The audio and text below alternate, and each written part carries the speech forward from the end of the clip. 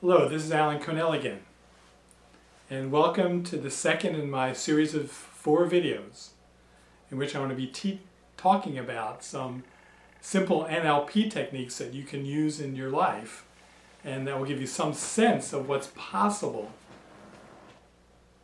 through NLP training. Now, before we continue with that, I want to share a very exciting announcement with you about the training and about registering, and that is I'm offering to the first 8 people who register and pay a deposit and then agree to pay in full by the end of this year a $400 reduction in the cost of the training. Now this makes the training very inexpensive relative to other trainings because my full price is already about 2/3 of what you would have to pay in other parts of the country. So if you're interested in the training and you're ready to sign up, then go to my website. You can use PayPal there, they take credit cards as well, and put down your deposit so that you can be part of this exciting learning community. So in a minute, I'm going to talk to you about another pattern. Last time I talked to you about rapport and how the structure of rapport is matching and pacing. And that's the way that you create a sense of connection with someone else that can give you the ability to create connections that will guarantee that people will get what you're trying to communicate. But what I'd like to share with you is 5 of the possibilities, and it's 5 of a much longer list that you can get on my website and in some of the links that are connected to this email about what the possibilities are for you in taking the NLP training. The first possibility is that because NLP models how people are effective in life, when you take NLP training, learn the patterns and the ways of thinking that are available through NLP training, it'll open you up to a whole new world of possibilities and understanding of how life works and how to be effective in your professional and personal lives. The second possibility is that you'll learn to create compelling goals for yourself and for others so that they can define what they want that will make it compelling for them and will encourage those behaviors and ways of thinking that will actually create that and help them reach the goals. The third possibility is learning how to access resources and abilities to learn new things so you can more fully realize your true potential.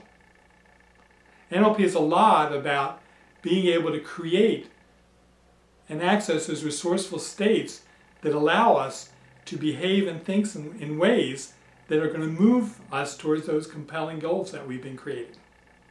A fourth possibility is, as I discussed last time, is learning how to get in and create instant rapport with anyone and in any situation.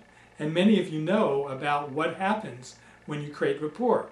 I know we've all had experiences in which we were trying to make a sale or interviewing for a job, or you met someone that you really liked and things just didn't quite happen the way you would have liked them to. You didn't get the results that you want. And often that's because we haven't created this sense of connecting, this rapport based on matching and pacing.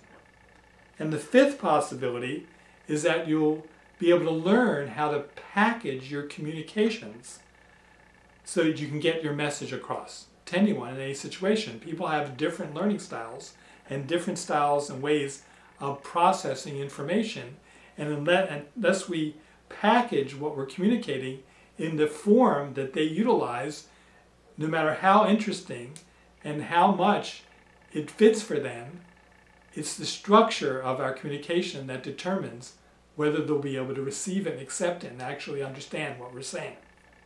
So these are 5 of the ways that 5 of the things that are possible through the NLP training, among a longer list that you can get by clicking on one of the links in this email.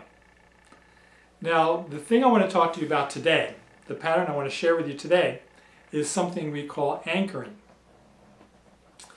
And anchoring is based on the idea of association.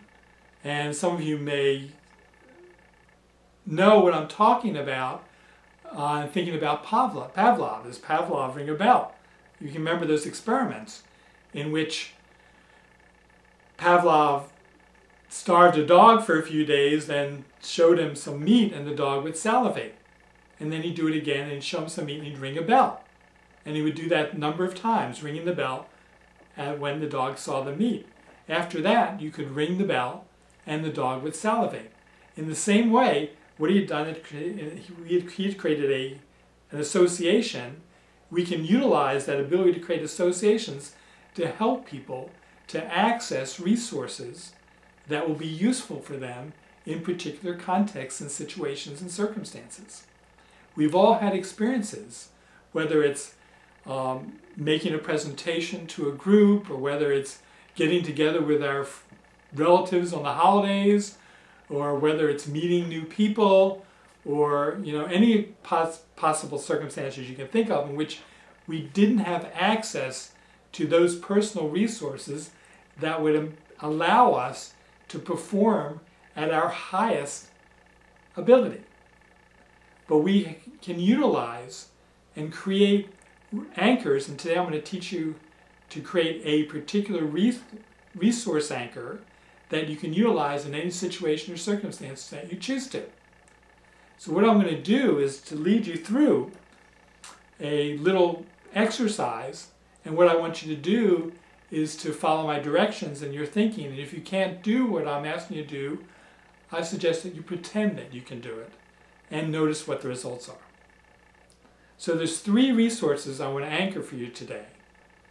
And they are feeling confident, feeling centered, and feeling personally powerful. So first, what I'd like you to do is I'd like you to think about a time in your life in which you felt particularly confident, in which perhaps you were doing something very well and you had a sense of self-confidence while you were doing it. And as you begin to think about that, I want you to lightly clasp together both of your hands.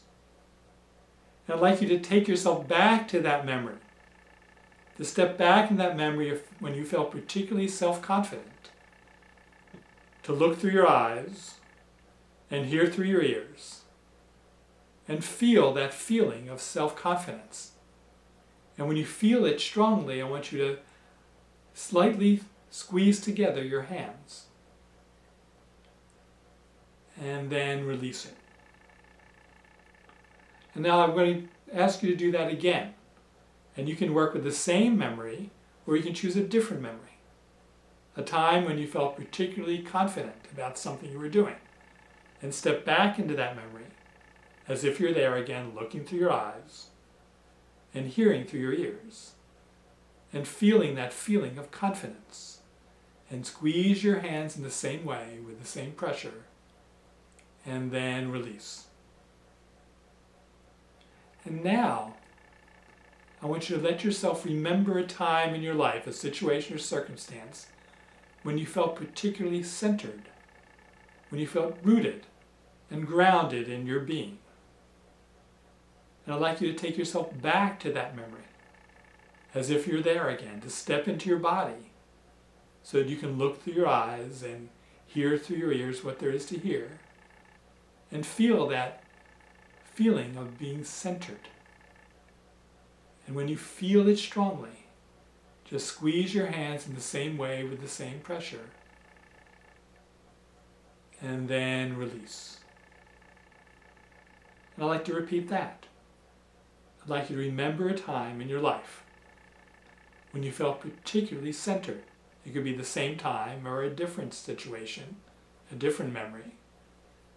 And take yourself back to that memory as if you're there again in your body, looking through your eyes, hearing through your ears, and feeling that feeling of being centered. And then when you feel it strongly, just squeeze your hands in the same way and release.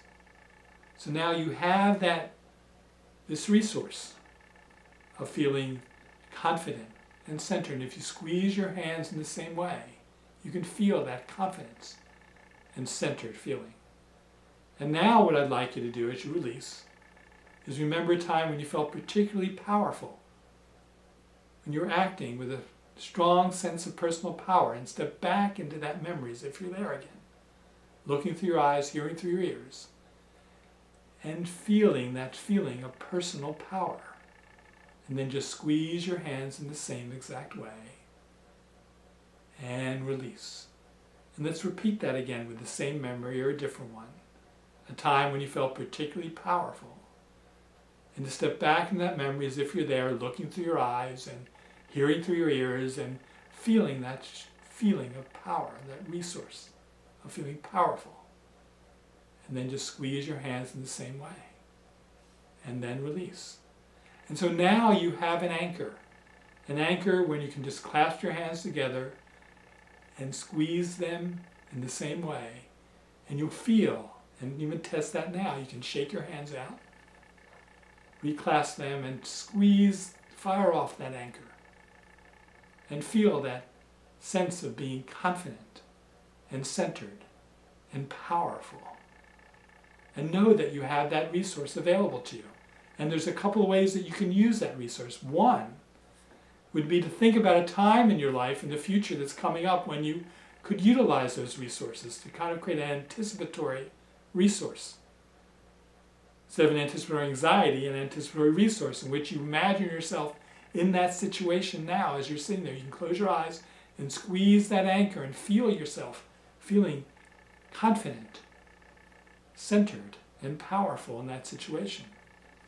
And the second way in which you can utilize this resource is when you find yourself in a situation where you're not feeling particularly resourceful, or just as you're entering that situation, you can find your anchor and fire it off by squeezing your hands in the same way and feel those resources and bring it into the situation so that you can behave from a much more resourceful state. And all the resources you have will be more available to you. So I'd like you to go out and play with this anchor, to have some fun with it. And that'll give you a clue about how much fun and how much value is possible through the training. And you'll be able to learn in the training how to mark other states and how to use that ability to anchor to not only become more resourceful, but also how to let go of unresourceful states.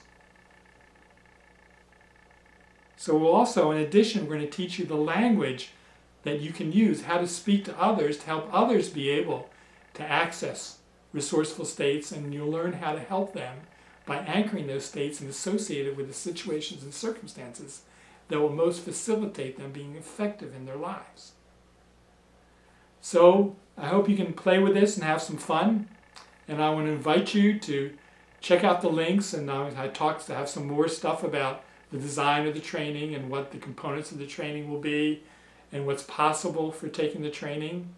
And remember, the first 8 people who put down deposit and promise to and pay by the end of the year in full will be able to get a $400 discount. So thank you for listening, and thank you for your attention. This is Alan Connell. Enjoy and take care.